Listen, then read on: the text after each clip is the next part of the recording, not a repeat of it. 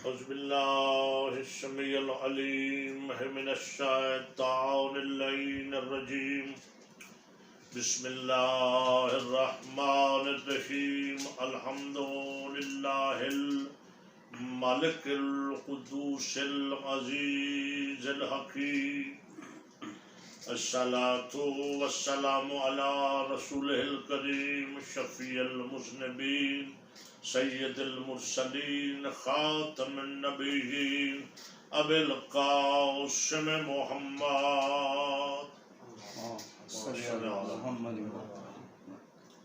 وعلى آلہ الطیبین الطاہرین المعصومین المظلومین ولعنۃ اللہ علی اعدائہم اجمعین من یومنا ھذا الی قیام یوم الدین وبعد یوم الدین.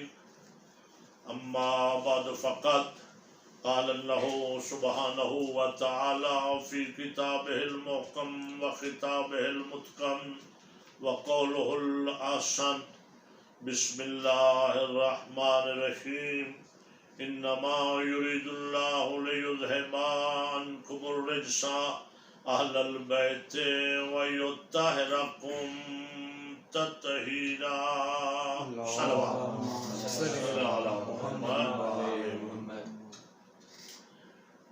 واجب الاحترام سامعین کرام، ناظرین سامعین، جہاں تک مذہب حق کا چینل کے ذریعے میری آواز پہنچے، میں آپ سے عرض کروں کہ آج کی گفتگو میں بڑے دکھی دل کے ساتھ اور بڑی تکلیف کے ساتھ آپ کے ساتھ کرنا چاہتا ہوں. چونکہ یہ مسلمانوں کا ملک ہے اور یہ ملک لا الہ کی بنیاد پہ بنا تھا، اسلام کے نام پہ بنا تھا، اور اس ملک کے لا میں، قانون میں احترام رسالت اور احترام معصومین موجود ہے. مگر واللہ عالم اس دور میں کیا ہو گیا ہے کہ شتر بے مہار کی طرح جس کا جی چاہتا ہے وہ اپنی ناپاک زبان سے اس گھرانے کی توہین کرتا ہے. یہ اصل میں دشمنی اہل بیت اطہار سے نہیں ہے، اصل کے ساتھ دشمنی ہوتی ہے. یہ دشمنی رسالت مآب کے ساتھ. چند دنوں سے میں جہاں دنیا یہ موذی وائرس، کرونا وائرس کی وجہ سے پریشان ہے، وہاں اس سے بھی بڑا موذی وائرس پھیلا ہے کہ اشرف نامی ایک شخص جو اپنا جلالی کہلواتا ہے، اس نے سیدات النساء العالمین، مخدومہ کائنات، بذات رسول اللہ اور زوجہ ولی اللہ امیر المومنین علی ابن ابی طالب اور مادر حسنین سیدہ فاطمہ زہرا سلام اللہ علیہا کی شان میں کھلے عام اور سرین واضح طور پہ گستاخی اور توہین کی، جس پہ اب کچھ لوگوں نے اس کا صرف وہ کلپ سنا ہے. تو میری کوشش تھی 2-4 دنوں سے کہ میں اس کی پوری تقریر تک رسائی حاصل کروں اور اس کی گفتگو کے پیچھے کیا ہے.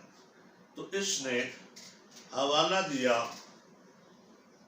ملفوظات طیبات مہر علی شاہ، پیر مہر علی شاہ گوڑا شریف والے، ان کا، اور ان کی کتاب ہے تصفیہ بین سنی و شیعہ. اس سے اس نے گفتگو کو آگے بڑھایا. تو میں نے پھر کچھ دوست اور احباب کے ذریعے سے کہا کہ کیا وہ اس پہ اپنا موقف دیتے ہیں، اور ان کتابوں میں ہے. تو جب دیکھا تو وہاں ایسی بات نہیں تھی، اور ان کی طرف سے بھی اچھے طریقے سے اس سے اظہار نفرت کیا گیا ہے اس گستاخ سے، اور سیدہ کی عصمت اور پاک دامنی اور طہارت کا اعتراف کیا گیا. چونکہ نسل ایسا نہیں کر سکتی. حسب نفس بھی کوئی سید ہو صحیح، وہ نہ اپنی ماں کی گستاخی کر سکتا ہے، نہ اپنی ماں کے گستاخ کے ساتھ وہ نرم رویہ رکھ سکتا ہے. تو ان کا بیان آنے کے بعد پھر میں نے آج مناسب سمجھا کہ میں آپ لوگوں کی خدمت میں کچھ عرض کروں، اور اس ناپاک شخص کو جواب دینا لازم اس لیے ہے کہ ہم سیدہ کے نمک خوار ہیں. ہم پاک بی بی اور پاک بی بی کے بچوں کا صدقہ کھاتے ہیں. ہم پہ فرض ہے کہ ہم جس حد تک ہو سکے اس گھرانے کا دفاع کریں، چونکہ ہم ان کے ادنا سپاہی ہیں. ہم اپنا فرض ادا کرنے کے لیے، باقی سیدہ کوئی بے وارث نہیں ہے.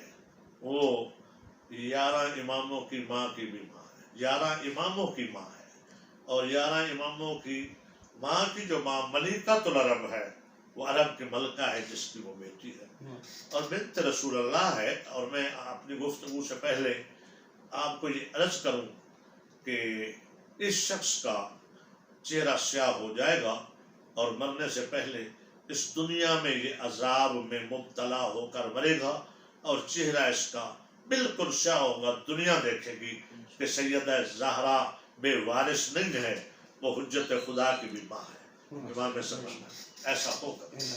اب میں آپ کی خدمت میں عرض کروں کہ میں نے قرآن سے اس آیت کا انتخاب کیا ہے.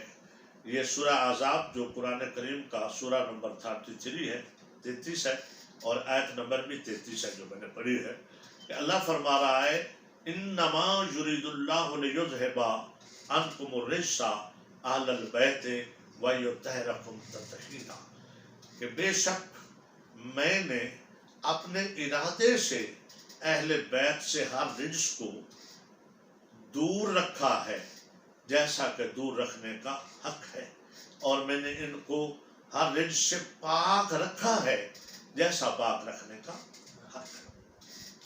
انما کلمہ حسر ہے، جس کلام پہ یہ آ جائے تو یہ حسار اور چار دیواری کا کام کرتا ہے. تو اللہ کائنات کو بتا رہا ہے کہ پاک اور بہت سی چیزیں ہیں، مگر جیسے یہ اہل بیت اطہار پاک ہیں ایسا کوئی اور پاک نہیں ہے. اب یہاں لفظ ارادہ اللہ نے استعمال کیا ہے. اللہ کے بہت سے احکامات قرآن پاک میں اللہ کا کلام ہے جس میں خالق نے کہا میں یہ کرتا ہوں، میں یہ کرتا ہوں، زمین بنائی، آسمان، اپنے اس نے کبریائی بیان فرمائی ہے. مگر یہ لفظ ارادہ جو ہے کہ انما یرید اللہ لیذھب عنکم الرجس اہل البیت ویطہرکم تطہیرا، جہاں استعمال کر کے اللہ نے کائنات کو بتایا ہے کہ یہ میں نے اپنے ارادے سے ان کو پاک رکھا ہے.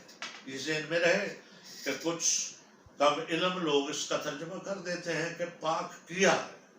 پاک کی وہ چیز جاتی ہے جو پہلے پاک نہ ہو، اور پاک رکھا اسے جاتا ہے جو پہلے ہی پاک ہو. تو ارادے کی 2 قسمیں ہیں، ارادہ تکوینی اور ارادہ تشریعی.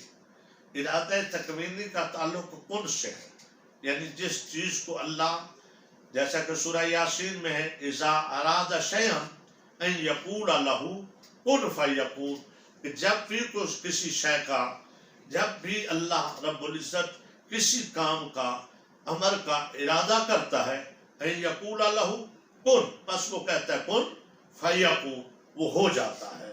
تو یعنی ارادہ تکوینی سے پاک رکھا ہے. دوسرا ارادہ ہوتا ہے تشریع.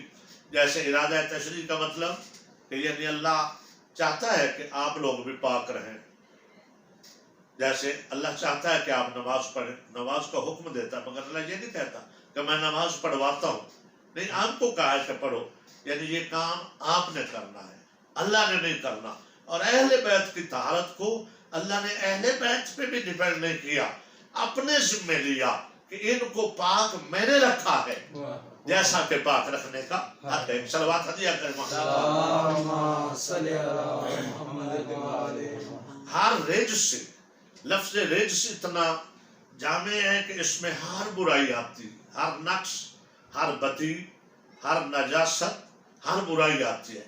کہ اللہ کائنات کو سمجھانا یہ چاہتا ہے کہ میں نے ہر رجس سے، یعنی ہر نقص سے، ہر بدی سے ان کو پاک اور بلند رکھا ہے، دور رکھا ہے جیسا دور رکھنے کا حق ہے۔ اب اگر ان کی عصمت پہ کوئی حملہ کرتا ہے تو یہ سب سے پہلے اس مروان وقت کا حملہ قرآن پہ ہے اور خدا کی ذات پر ہے، سیدہ فاطمہ زہرا پر نہیں ہے، کیونکہ جن کی عصمت کی اللہ ذمہ داری لے اس کے لیے اس لفظ کا استعمال کرنا نعوذ باللہ نعوذ باللہ، کہ وہ جب باغ فدق کا مطالبہ لے کے گئی ہیں دربار میں تو وہ خطا پر تھی، نعوذ باللہ۔ یہ توہین قرآن اور توہین فرمان خدا ہے اور توہین رسول اللہ ہے۔ کیوں کہ یہ عام بی بی گئی ہے، کہ اس کے لیے پیغمبر اعظم نے فرمایا، سلطان الانبیاء نے فرمایا، الفاطمۃ بضعۃ منی من اغضبها فقد اغضبنی، کہ فاطمہ میرا ٹکڑا ہے، فاطمہ میرا ٹکڑا ہے، میرا حصہ ہے۔ یہ جو کچھ کہتے ہیں جگر کا، نہیں، لفظ جگر نہیں ہے، بضعت کا معنی بس ٹکڑا ہے، یعنی اگر میں رسول ہوں تو سیدات النساء العالمین رسالت کا ٹکڑا ہے، اگر میں صاحب ولایت ہوں تو فاطمہ زہرا ولایت کا حصہ ہے، اگر میں صاحب عصمت ہوں تو فاطمہ عصمت کا حصہ ہے، یعنی جو میرے دامن میں ہے وہ سب کچھ زہرا اس کی حصہ دار ہے۔ تو میں اب یہ میرے سامنے سیاستہ پڑھی ہیں، جامعہ ترمذی، مسلم، ابن ماجہ، ابو داؤد، صحیح ہے مسلم اور بخاری شریف، ان میں موجود ہے کہ اذا جاءت فاطمہ بنت رسول اللہ فقام محمد رسول اللہ، کہ جب بھی پیغمبر اکرم کی پاک دختر سیدہ فاطمہ زہرا تشریف لاتے ہیں تو اللہ کے رسول ان کے احترام کے لیے کھڑے ہو جاتے۔ اب آپ مسلمانان عالم اسلام جہاں تک میری آواز پہنچے، اب غور کا مقام ہے، فکر کا مقام ہے کہ اس ظالم اور ملعون کی سزا تو توہین رسالت سے بھی بڑی ہونی چاہیے، کیونکہ اگر کوئی بندہ کسی کے باپ کی توہین کرے، کسی شخصیت کی توہین کرتا ہے تو یقیناً بڑی تکلیف ہوتی ہے، توہین ہوتی ہے، اس کی سزا ہونی چاہیے۔ اور اگر کوئی کسی کی بیٹی کی توہین کر دے تو کیا باپ کی غیرت کو گوارا ہوتا ہے کہ اس کو میں برداشت کروں؟ تو اس نے توہین بطول کر کے توہین رسول کی ہے، اور اس کی سزا توہین رسالت سے بھی زیادہ اس کو ملنی چاہیے، تاکہ آئندہ کوئی گستاخ پیغمبر اعظم کی پاک بیٹی کی توہین نہ کر سکے۔ اب حضرات محترم، میں آتا ہوں اس مسئلے کی طرف جس مسئلے نے پوری دنیا میں، چونکہ سیدہ سلام اللہ علیہ کا گھر سے دربار میں جانا اور اپنے حق کا مطالبہ کرنا، یہ بی بی وہ چند کھجوروں کے لیے نہیں گئی تھی، وہ اسی حق کے علم کو بلند کرنے کے لیے اور قیامت تک اس حق کو واضح کرنے کے لیے بی بی گئی تھی، ورنہ سیدات النساء العالمین کو کھجوروں کی یا کسی باغ کی ضرورت نہیں تھی۔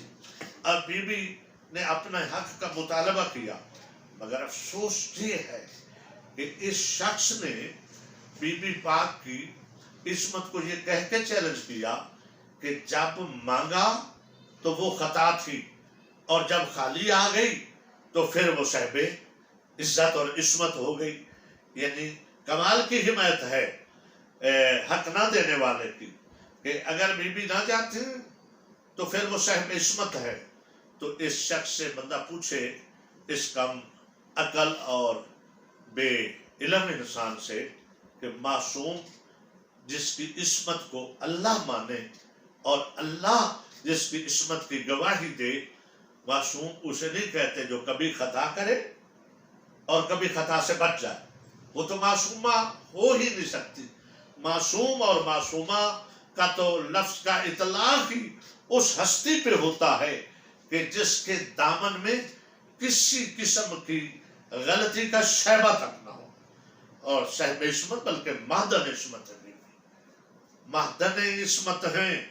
اب آپ حدیث کتاب میں حضرت ام سلمہ خود راوی ہیں، اور یہ موجود ہے جامعہ ترمذی میں بھی اور تمام تفسیروں میں بھی اس آیت کی تفسیر، کہ جب رسول پاک اپنے گھر میں چادر بی بی سے مانگ کے مزمل چادر، جس چادر کسا کہتے ہیں، حدیث کسا کے نام سے یہ معروف ہے، پائنتن پاک کو جمع کیا۔ سب سے پہلے مولا حسن مجتبیٰ تشریف لائے، اجازت لی، اجازت لے کے اپنے نانا کے پاس چلے گئے۔ چادر بی بی نے دی تھی، یہ ذہن میں رہے، چادر سیدہ فاطمہ زہرا نے دی تھی، اور رسول اللہ نے مانگی تھی کہ مجھے چادر دو، میرے بدن میں ضعف ہے، کمزوری ہے۔ تو اللہ کا رسول کائنات کو بتا رہا ہے کہ اگر رسول کو بھی کوئی ضعف اور بدن میں تکلیف اور کمزوری ہو تو اس کے بھی علاج کا نام چادر زہرا ہے، یعنی سیدہ کی چادر سے شفا ملتی۔ کہتے ہیں نا یہ علم کو بوسہ دیتے ہیں، یہ روزوں کی چادروں کو چومتے ہیں، یہ جالیوں کو چومتے ہیں، یہ غلاف کو چومتے ہیں۔ بھائی پیغمبر نے چادر مانگ کے اپنے ضعف کو دور کرنے کے لیے کائنات کو بتایا کہ کام اکلو، جس زہرا کی چادر سے رسول کو شفا ملے اس پاک بطول کا اپنا کیا مقام ہوگا۔ تو بی بی نے چادر دی اور وہ ضعف رسول چادر اوڑھتے گئے، رسول پاک کے جسم سے مس ہوتی گئی اور وہ جو بدنی ضعف تھا وہ دور ہو گیا۔ تو امام حسن مجتبیٰ تشریف لائے، جب تشریف لاتے ہیں تو آ کے ماں سے کہتے کہ اماں میں نانا جان کی خوشبو سونگھ رہا ہوں۔ تو بی بی فرماتی ہے چادر کے نیچے ہیں۔ اب حسن مجتبیٰ چادر کے قریب آ کے کھڑے ہو کے کہتے یا السلام علیکم یا جدی رسول اللہ، کیا اس گھرانے کی شان ہے جو رشتہ داری سے رسول کو مخاطب ہوتا ہے کہ نانا جان میرا آپ کے پہ سلام ہو، کیا مجھے اجازت ہے کہ میں آپ کے ساتھ چادر کے نیچے آ جاؤں؟ اب میں کہوں گا مولا آپ تو جب پشت پہ سوار ہوتے ہیں اجازت نہیں مانگتے، نانا کی گود میں جا کے بیٹھتے ہیں اجازت نہیں مانگتے، آج چادر کے نیچے جانے کے لیے پہلے اذن کیوں مانگ رہے ہیں؟ تو فعل الحکیم لا یخلو عن الحکمہ، حکیم کا کوئی فعل حکمت سے خالی نہیں ہوتا۔ یہ معصوم امام ہیں، اپنی عصمت کی زبان میں بتائیں گے کہ آج اس لیے اجازت لے رہا ہوں کہ یہ اہل بیت بن رہا ہے، آج اہل بیت کا دائرہ کھینچا جائے گا، آج مقرر ہو جائیں گے کہ اہل بیت کون ہے۔ تو کائنات کو بتانا چاہتا ہوں کہ جب میں فرزند بطول ہو کر، شبت رسول ہو کر، معصوم امام ہو کر، اتنی دیر تک میں اس گھر میں بیت میں اہل بیت میں نہیں شامل ہو سکتا جب تک رسول اجازت نہ دیں، تو کوئی امتی کیسے شامل ہو سکتا؟ اجازت ملی، امام حسن مجتبیٰ تشریف لے گئے۔ پھر امام حسین علیہ السلام نے بھی وہی جملے جو آپ کے برادر اکبر حسن مجتبیٰ مولا نے کہے تھے وہی کہے، اجازت لی، اجازت ملی، امام حسین تشریف لے گئے۔ پھر مولا مرتضیٰ تشریف لائے، وہی جملے کہے مولا کائنات نے کہ مجھے اپنے بھائی کی خوشبو آ رہی ہے۔ پاک بی بی کو کہا کہ آپ کے بابا کی خوشبو، بی بی نے فرمایا چادر کے نیچے ہیں۔ امیر المومنین ابو الحسن والحسین بھی اسی طرح سلام کر کے اجازت لیتے پھر جاتے ہیں۔ پھر خود سیدہ، غور فرما رہے عزیزو، خود سیدات النساء العالمین بھی اجازت لے کر، حالانکہ چادر بھی بی بی کی، گھر بھی فاطمہ زہرا کا، بابا بھی فاطمہ زہرا کا، بچے بھی بی بی کے، اجازت لی کہ بابا میں بھی آ سکتی ہوں۔ اللہ کے رسول نے اجازت دی۔ اب جب یہ پنج تن پاک اکٹھے ہو گئے تو پھر اللہ سے جبریل امین نے پوچھا کہ یا ربا ومن تحت القصا، اے میرے رب اس چادر کے نیچے ہیں کون؟ تو آواز قدرت آئی ہم فاطمہ تو و ابوہا و بالوہا و بنوہا، وہ ایک فاطمہ ہے، ایک اس کا شوہر ہے، دو اس کے بیٹے ہیں اور اس کا بابا ہے۔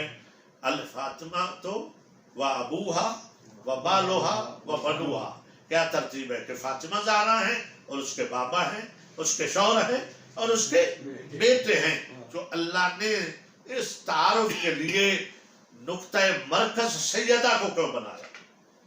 حالانکہ رتبے کے اعتبار سے سب سے بڑی شان والی ہستی رسول اکرم ہے صلی اللہ علیہ وسلم، بعد از خدا سب سے بزرگ تر سرکار ختمی مرتبت حضرت محمد مصطفیٰ صلی اللہ علیہ وسلم میں درود بلند بات سے پڑھتے ہیں اللہم صلی علی محمد وآلہ محمد۔ اور طریقہ تو یہ ہے کہ جب کچھ لوگ اکٹھے بیٹھے اور کوئی پوچھے کون بیٹھا ہے تو جو سب سے بڑی ہستی اور شخصیت ہو، اس سے تعارف شروع ہوتا ہے. اگر کوئی بادشاہ بیٹھا ہو تو کوئی پوچھے کون ہے تو وہ کہیں گے فلاں بادشاہ ہے، پھر اس کا وزیر ہے یا اس کے بچے ہیں یا اس کے کرندے ہیں. یہی طریقہ ہے نا. مگر یہ تعارف کرانے والی اللہ کی ذات ہے، ذات پروردگار ہے، جو غلطی اور خطا تو کر نہیں سکتے. تو کیوں مرکز تعارف بنایا؟ چونکہ اہل بیت کا تعارف کرانا تھا. تو اللہ کائنات کو بتانا چاہتا ہے کہ اہل بیت وہی ہیں جن کا زہرا سے رشتہ ہے. اہل بیت میں بغیر بطول کے رشتے کے کوئی اور شامل ہو ہی نہیں سکتا. وہی اہل بیت ہے جس کا زہرا سے رشتہ ہے. یعنی مرکز تعارف اہل بیت سیدہ فاطمہ زہرا ہے. اب اللہ کے رسول نے چادر کے کونے پکڑے، اور اگر اجازت ہو تو جہاں جو اللہ نے اپنی زبان میں، چونکہ یہ حدیث کے ساتھ آج شب جمعہ پڑھنے کا حکم ہے، بہت بڑا ثواب اور بہت بڑی عبادت ہے.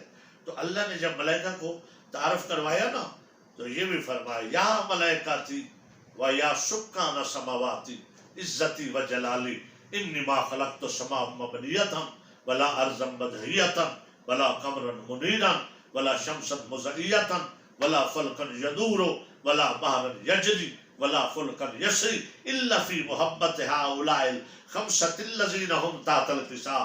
کہ اے میرے ملائکہ، مجھے اپنی عزت و جلال کی قسم ہے کہ میں نے کائنات میں میرا جو کچھ بھی ہے، یہ زمین، یہ عرش، فرش، سمندر، ہوا، فضا، ملائکہ، ستارے، شمس و قمر، یہ جو کچھ بھی میں نے بنایا ہے ان 5 کی محبت کے لیے بنایا ہے جو اس چادر کے نیچے ہیں. درود ہدیہ کر رہے خالق نے فرمایا. اور پیغمبر نے بی بی ام سلمہ فرماتی ہے کہ جب میں نے نور کی بارش دیکھی کہ ان کا نور عرش کے نور سے متصل ہو چکا تھا تو میں نہ رہ سکی. میں سمجھ گئی کہ یہ جو آج نظارہ ہو رہا ہے یہ کوئی عام نہیں ہے، یہ محفل آج عام ہے نہیں ہے. یوں لگ رہا تھا کہ جیسے عرش سے متصل ہوا ہے یہ نور، جو ان کا نور عرش کی طرف، بلندی کی طرف جا رہا تھا. تو بی بی فرماتی میں بھی آہستہ آہستہ چلتی ہوں قریب آئی اور آ کے میں نے بھی سلام کیا اور آ کے رسول اللہ سے کہا اتاذلی یا رسول اللہ. یہ بی بی ام سلمہ ہے، یہ رسول پاک کی وہ زوجہ ہے کہ جو حسن و حسین اور آپ کی آل اولاد سے بڑی محبت کرتی تھی. وہ پوچھتی ہیں کہ میں بھی آ سکتی ہوں، مجھے اجازت ہے؟ تو پیغمبر فرماتے ہیں انت علی الخیر، تو خیر پر ہے، مگر ہؤلاء اہل بیتی انت زوجتی، تو میری بیوی ہے، یہ میری اہل بیت ہے، یہ اہل بیت ہے، ان میں تو شامل ہو نہیں سکتی ہے. زوجہ ہے. اور اہل سنت کی کتب میں موجود ہے کہ پیغمبر اکرم نے فرمایا کہ میری بیوی اہل بیت میں ازواج شامل اس لیے نہیں ہو سکتی کہ اہل بیت وہ ہوتے ہیں جو ہمیشہ رہیں. بیوی کو تو اگر طلاق دے دی جائے تو وہ اس گھر میں نہ رہی. یہ جو کہتے ہیں جتنی بھی گھر والیاں ہیں، نہیں یہ گھر والیاں نہیں ہیں، یہ محمد مصطفیٰ اور زہرا کے خون والے ہیں. یہ میری بات سے فرمایا نہیں آ سکتے، نہیں آ سکتے. تو پیغمبر نے چادر کے کونے پکڑ کے فرمایا اللہم ہؤلاء اہل بیتی خاصتی و عامتی لحمہم لحمی و دمہم دمی یولمنی ما یولمہم و یازننی ما یازنہم انا حرب لمن حربہم و سلم لمن سلمہم و عدو لمن عداہم و محب لمن حبہم انہم منی و انا منہم فاجعل صلواتک و برکاتک و رحمتک. اے میرا اللہ، بس یہی میری اہل بیت ہے. ہؤلاء اہل بیت، بس یہی میری اہل بیت ہے. خاصتی و عامتی، یہی میرے خاص ہیں، یہی میرے حمایتی ہیں. لحمہم لحمی و دمہم دمی، ان کا گوشت میرا گوشت ہے، ان کا خون میرا خون ہے. لحمہم لحمی و دمہم دمی یولمنی ما یولمہم و یازننی ما یازنہم. جو ان سے محبت کرے، ملا کرے، اس سے میں محبت کروں. اور جو ان کو حزن پہنچائے، تکلیف پہنچائے، غم پہنچائے، اس نے مجھے پہنچایا اور اسے میں پہنچاؤں. انا حرب لمن حربہم، اور جو ان سے لڑے ان سے میں لڑوں. انا سلم لمن سلمہم، اور جو ان سے سلو کرے اس سے میں سلو کروں. تو پیغمبر نے تو امت کو واضح کر دیا کہ ان کا لڑنا میرا لڑنا، ان سے لڑنا مجھ سے لڑنا، ان کی توہین میری توہین ہے، اور یہ توہین سیدہ فاطمہ زہرا نہیں ہے، صرف یہ توہین رسالت بھی ہے، چونکہ پیغمبر فرماتے ہیں الفاطمۃ بضعۃ منی من اغضبہا فقد اغضبنی۔ تو پھر اب دنیا کو سمجھ جانا چاہیے کہ جس پہ بی بی ناراض ہے، ہمیں خواہ بخواہ اکسایا جاتا ہے۔ اب اس ملعون شخص نے، اس مروان نے یہ جو حرکت کی ہے، اب اس سے پتہ نہیں کتنے لوگ اپنے جذبات کی وجہ سے، جیسے کہ مولانا محمد اسحاق سے کسی نے پوچھا کہ یہ شیعہ جی بعض صحابہ پہ تبرہ بھیجتے، انہوں نے کہا ہرگز نہیں صحابہ پہ تبرہ بھیجتے۔ جب کوئی اصحاب کو پیش کریں گے اس گھرانے کے گستاخ کے طور پہ، خود لکھیں گے اور بتائیں گے کہ فلاں نے یہ کیا، فلاں نے یہ کیا، تو پھر جن کو فاطمہ زہرا سے محبت ہے، کیا اس کے لیے وہ نرم گوشہ رکھیں؟ ان کا رد عمل تو آئے گا۔ تو میں یہ سامنے قرآن پاک اور یہ حدیثیں ہیں، ہمیں کسی کی ذات کی وجہ سے نہ کسی سے بغض ہے نہ دوست، کسی صحابی کو ہم نہ غلط کہتے ہیں نہ نعوذ باللہ لعنت بیچتے ہیں۔ ہمارے نزدیک تو معیار ہے رسول اور آل رسول۔ بلکہ مجھے یاد آ رہی ہے، میں نے تو عاشق حسین بی مرحوم ذاکر اہل بیت تھے، بی بی پاک دامن والے، انہوں نے عظمت اسلام کانفرنس مینار پاکستان جب ہو رہی تھی، انہوں نے ایک روائی پڑھی تھی اور اس میں سب کچھ ہے۔